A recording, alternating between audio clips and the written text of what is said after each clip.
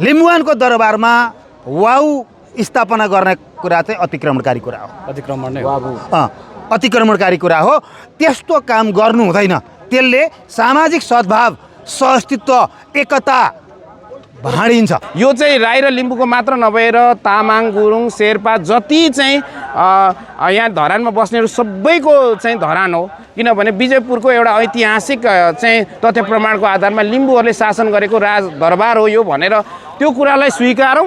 अनि श्रम संस्कृति पार्टी चाहिँ राईहरूको हो र? त्यही खालको अहिले होइन, त्यो गलत कुरा हो। त्यो चाहिँ गलत हो। यो चाहिँ बाहुनवादी छाप परेको। राईले नेतृत्व गरेर राईको हुने, मधेसीले नेतृत्व गरे मधेसीको हुने, थारूले नेतृत्व गरेर थारूलेको हुने र तामाङको नेतृत्व गरेर तामाङको हुने, अनि बाहुन छेत्री मात्रै राष्ट्रिय हुन्। संयोग मिल्न गयो, चिन्डेलाई चिन्डो डाँडा भनेर सुरु गर्नुभएछ।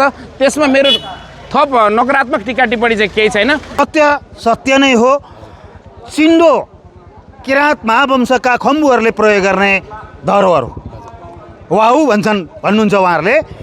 लिम्बूहरू, मैले लिम्बुवानमै जन्मेँ हुर्केँ, आजसम्म लिम्बुवानको सभ्यता संस्कृतिको अध्येता पनि हो, खोज अनुसन्धान गरिरहन्छु। मैले लिम्बूहरूले वाउलाई आफ्नो सांस्कृतिक धरोहर मान्दैनन्। मैले एउटा कुरा मात्रै बताऊँ, विजयपुरमा यो जुन धरतीमा हामी बसेका छौँ यहाँको इँटा र जलालगढको इँटा सेम छ। त्यो पुरातत्त्वले खोजको आधारमा आएको छ। यसलाई विवादमा टाल्ने काम, विवादमा पार्ने काम चाहिँ सायद मलाई लाग्छ त्यस्तो नहोस्। एकात्मकवादीहरूले पहिचानवादीहरूलाई, यहाँका भूमिपुत्रहरूलाई विभाजित गर्नका निम्ति गरिएको कुत्सित मनसायबाट मात्रै गरिएको। अब यो दरबार क्षेत्र अहिले अझै पनि जीर्ण अवस्थामा छ, केही पनि छैन होइन, एकदमै जङ्गल भइसक्यो। तर राज्यले अलिकति संरक्षण गर्नुपर्ने, हेर्नुपर्ने, राज्यले हेरिरहेको अवस्था छैन नि, के छ? राज्य त यस्तो छ, अहिले पनि लोकतान्त्रिक गणतन्त्र सङ्घीयतामा आइपुग्दा पनि राज्य एकात्मक मनुवादी संस्कृतिको आधारमा चलिरहेको छ। राज्य यन्त्रहरू परम्परागत छन्। राज्य यन्त्रहरू अरूको अस्तित्वलाई खोसेर लुटेर गोर्खाली राज्य स्थापना भयो। हामीले मान्न पर्दछ कि नेपाल त्यहीबाट बन्यो। त्यही नेपालभित्र हामी लिम्बुवानको कुरा गरिरहेका छौँ, किराँत खम्बुवानको कुरा गरिरहेका छौँ। तर राज्य अहिले पनि एकात्मकवादी, नस्लवादी चिन्तन र चरित्रबाट चलिरहेको छ। त्यसको पछाडि किन भन्दा हामी सरकारवालाहरू आफ्नो अस्तित्वका लागि होइन, यो समुदायका केही अगुवाहरू चाहिँ आफूलाई तलका मान्छेहरूलाई माथि लगेर बेच्न लालायित भएको कारणले गर्दा आज यो विजयपुर दरबारलाई हिजो भत्ताभुङ्गे दरबार भनेर चाहिँ किन अपभ्रंश बनाइयो, त्यही मनोविज्ञानमा राज्य सञ्चालकहरू रहेका छन्। त्यस कारणले आज यो विजयपुर दरबार आजको डेटमा लिम्बूहरूसँग मात्रै जोडिएको होइन, लिम्बुवानवासीसँग मात्रै जोडिएको होइन, राष्ट्रिय सार्वभौमिकतासँग जोडिएको र राष्ट्रिय अस्मितासँग जोडिएको हुनाले यसलाई पुरातात्विक महत्त्वको संरक्षण गर्नका निम्ति युनेस्को जुन ढङ्गले सांस्कृतिक संरक्षणको थल हो त्यसको रूपमा लिएर जानुपर्दछ।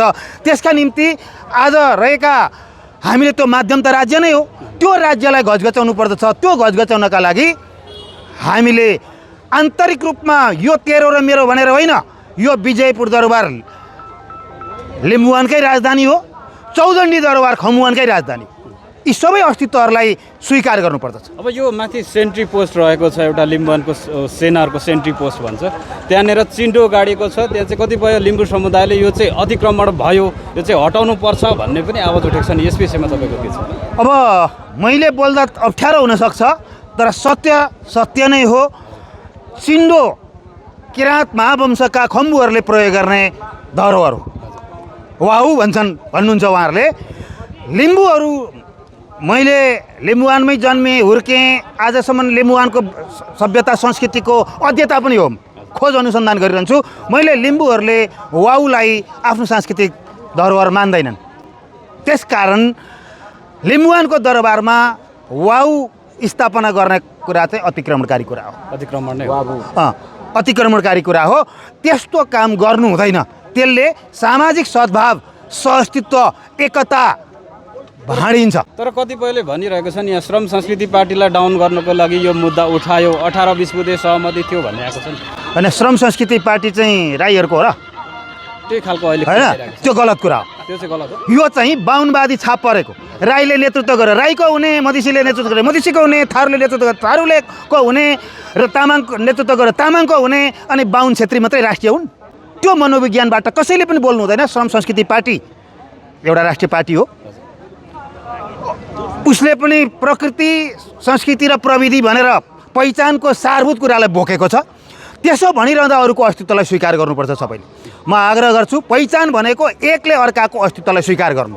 म लिम्बूहरूको अस्तित्वलाई स्वीकार गर्दछु, त्यसैले म खस हो, म लिम्बुवानको खस हो, खसको अस्तित्व पनि लिम्बुवानले स्वीकार गर्दछ हो। त्यसले गर्दा यो पहिचानको कुरा चाहिँ जातिवादमा भ्रष्टीकरण गर्ने काम जसरी राज्य पोषितहरूले गरे, अहिले त्यसको चाहिँ फेरि केही रोगहरू चाहिँ हामी उत्पीडितहरूमा पनि परेको छ। म तपाईँलाई इतिहासमा भनौँ, गोर्खा राज्यका निम्ति सबैभन्दा धेरै योगदान गर्नेहरू मगर र गुरुङहरू हुन्। तर आज मगर, गुरुङ, तामाङ, राई, लिम्बू सबैलाई एकात्मक राज्यका आँखामा बराबर हो। आदिवासी जनजातिको रूपमा उत्पीडन उति नै गरेको छ।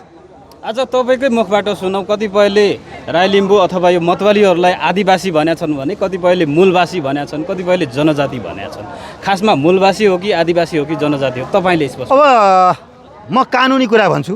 ILO 169ले के भन्छ भने आधुनिक राज्य बन्नु पूर्व आफ्ना भाषा, धर्म, सभ्यता, संस्कृति सहितका राज्यहरू थिए भने त्यो राज्यहरूको अपनत्व ग्रहण गर्नेहरू आदिवासी हुन्।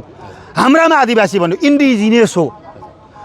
अब जनजाति चाहिँ के हो भन्दा यहाँका राई, लिम्बू, मगर यहाँ अहिले जो आदिवासी नै जनजाति हो नेपालको हकमा।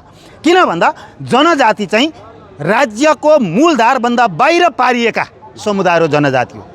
यसलाई चाहिँ अब ट्राइबल भन्छ, अन्त फरक भाषा छ। तर नेपाली राजनीतिमा, नेपाली राजनीतिक शब्दकोशमा नेपालका आदिवासीहरू नै जनजाति हुन्। अब स्वाभाविक रूपमा आदिवासी नै मूलवासी होला। मूलवासीको परिभाषा म अलि बुझ्दिनँ। आदिवासी नै मूलवासी होला, मूल सबभन्दा पहिलो वासी भनेर भनिएको होला। अब अहिले यहाँको स्थानीय सरकार छ, प्रदेश सरकार छ, त्यस्तै गरेर केन्द्रीय सरकार छ। अब यो दरबार क्षेत्रलाई एउटा विश्व सम्पदा सूचीमा संरक्षण गरेर राख्नुपर्छ कि पर्दैन? यो त एकदमै स्थानीय सरकारको अगुवाईमा प्रदेश सरकार र सङ्घीय सरकारले विश्व सम्पदा सूचीमा संरक्षणका निम्ति हामीले लाग्नुपर्दछ। त्यो राज्यको कर्तव्य हो। तर थालनी स्थानीय सरकारबाट सुरुवात गर्नुपर्छ। त्यसको हामी कहाँ हो भन्दा स्थानीय सरकार हो, त्यहाँबाट सुरुवात गर्नुपर्दछ। र यो ऐतिहासिकता मैले फेरि पनि दोहोऱ्याउँछु, यो ऐतिहासिकता कुनै जाति समुदायसँगको मात्र होइन, राष्ट्रिय चाहिँ सम्पत्ति हो। यो ऐतिहासिकतालाई हेर्न आउँदा त यो सम्पदा सूचीमा छ भने संसारभरिका मान्छे त पैसा तिरेर आउने नि आउँछ नि त। त्यसैले यसको पहिलो स्रोतको हकदार अहिलेको कानुनले धरान उपमहानगरपालिका हो। मेरो दावा के छ भने यसको पहिलो हकदार याक्थुम जातिहरू हुनुपर्छ। यसको पहिलो हकदार याक्थुम जातिहरूले यसको कर असुल्न पाउनु पर्दछ। हामीले त्यसले मात्रै राइट्सको व्यवस्था हुन्छ। त्यसको चाहिँ के भने पेटेन्ट राइट हुन्छ। विजयपुर दरबारको पेटेन्ट राइट अहिले याक्थुमहरूको हुनुपर्छ।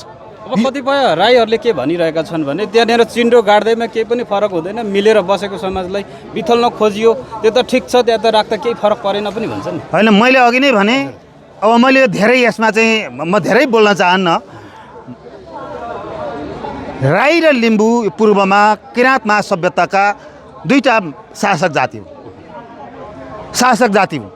शासकहरूले एउटा अवधिमा अस्तित्व स्वीकार गरिसकियो नि, फेरि त्यो अस्तित्वमाथि अतिक्रमण गर्नु हुँदैन। त्यो अतिक्रमण गर्नु हुँदैन।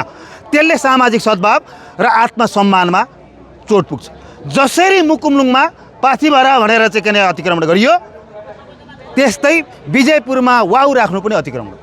मैले यसलाई चाहिँ के यो ऐतिहासिकताका आधारमा र राजनीतिक सिद्धान्तका आधारमा एउटा सिमाना लगायौँ नि हामीले।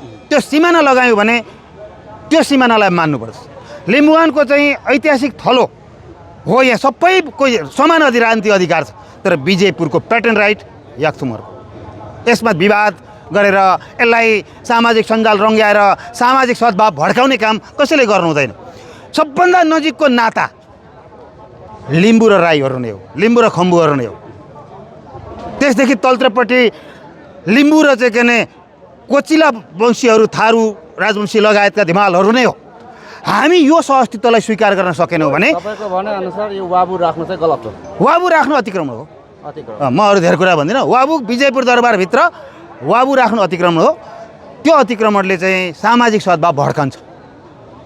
अतिक्रमण स्वीकार गर्नु पनि सामाजिक सद्भाव भड्काउनका निम्ति इतिहासमा के हो भन्दा इतिहासमा चाहिँ अब के मैले नभेटेको हुनसक्छ लिम्बूहरूको कल्चरली रूपमा वाबु छ भने मैले भेटेको छैन। म एउटा अध्येता हो, मैले भेटेको छैन। त्यस्तो भेटेँ भने मैले यो फिर्ता लिउँला। त्यो नभेटुन्जेल वाबु राख्नु कुरा लिम्बुवानको चाहिँ ऐतिहासिक दरबारमा वाबु राख्नु कुरा काम अतिक्रमणकारी। यहाँलाई धन्यवाद। धन्यवाद। अन्तिममा एउटा प्रश्न चाहिँ जस्तो भड्किन्छ, सामाजिक सद्भाव भड्किन्छ। मेरो आग्रह छ यहाँ यो विजयपुर दरबार निश्चित थलो हो। यहाँ देखिरहेको छु मैले यहाँ चाहिँ यहाँ कुन्तीको मन्दोदरीको ताराको यो अतिक्रमण हो। चिन्डोसँग मात्रै तपाईँहरू चाहिँ किन सङ्घर्ष समिति ध्यान केन्द्रित भयो भने त्यसले राम्रो गर्दैन। यो चाहिँ हामी मुकुल्नुम भनेर ठुलो लडाइँ लड्यौँ। ऊ त्यहाँ पर चाहिँ पाथिभरा युमा मन्दिर भनेर चाहिँ किन बनेको छ। यो यसमा पनि ध्यान केन्द्रित गरौँ। र यो अतिक्रमण हो, सांस्कृतिक अतिक्रमण। यो सबै कुरामा ध्यान केन्द्रित गरौँ। कहाँ मेरो पूजा गर्ने थलोमा तपाईँहरूले त्यहाँ गएर चाहिँ किन अर्को चिज राख्न पाउनुहुन्न। मेरो चाहिँ किन पूजा गर्ने थान छ, मष्टको पूजा गर्ने थान छ, प्रतिमा रोक्नको लागि जसरी प्रेस विज्ञप्ति त्यो गलत छ। मेरो प्रश्न गलत छ, त्यो गलत।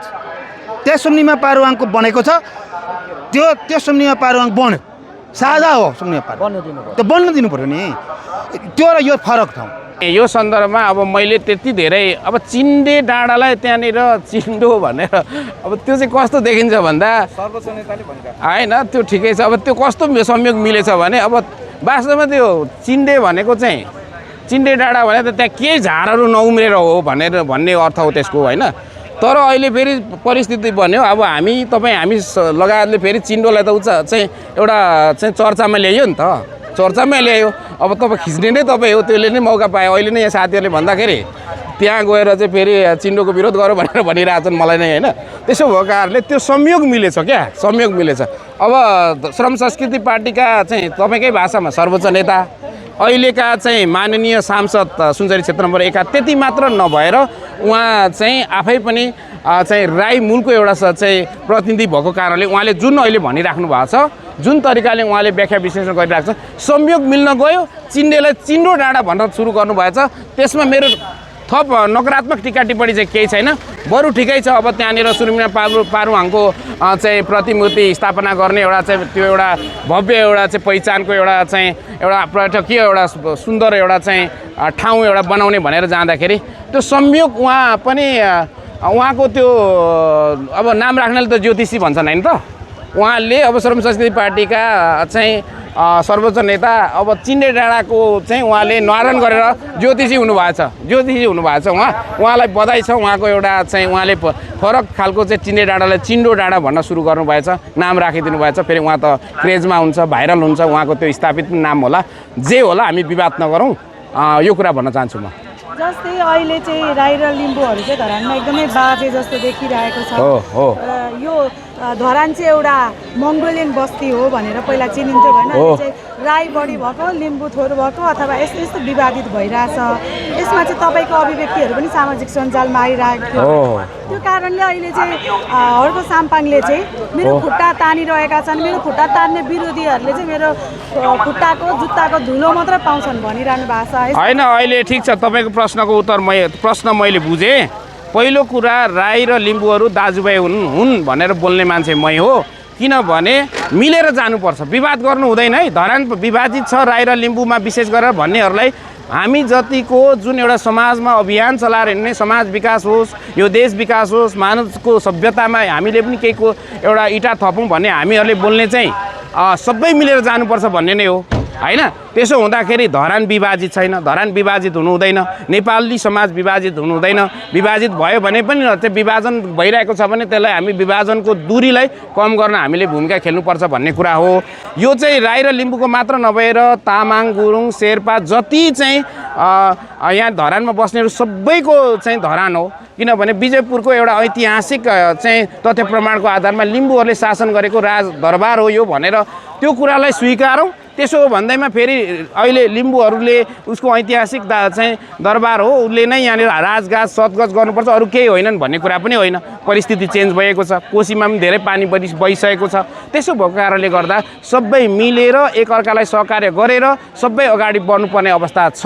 त्यसरी नै अगाडि बढे हाम्रो नेपाली सभ्यता, हामी सबै उत्पीडित जातिको चाहिँ पहिचान त्यति मात्र नभएर मानव सभ्यताको एउटा गर्व गर्न लायक चाहिँ परिस्थिति बन्छ भन्ने मेरो कुरा हो।